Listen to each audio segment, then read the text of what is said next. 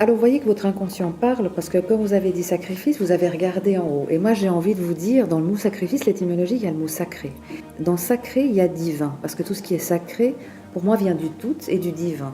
Donc finalement, le sacrifice, ne serait-ce pas quelque chose qu'on offre, disons qu'on vit volontiers, parce que ça vient du mot sacré, et donc ça fait partie du chemin de la mission.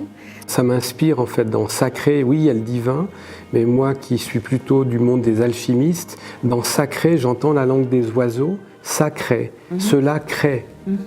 Donc le risque serait, parce que c'est sacré, parce que c'est divin, de l'enfermer dans du pseudo-ésotérico-mystico-religieux, alors que le sacré dans son sens alchimiste veut dire il est porteur de quelque chose à créer. Donc on ne va pas figer le sacré, on va l'utiliser au service de quelque chose qui n'existe pas encore.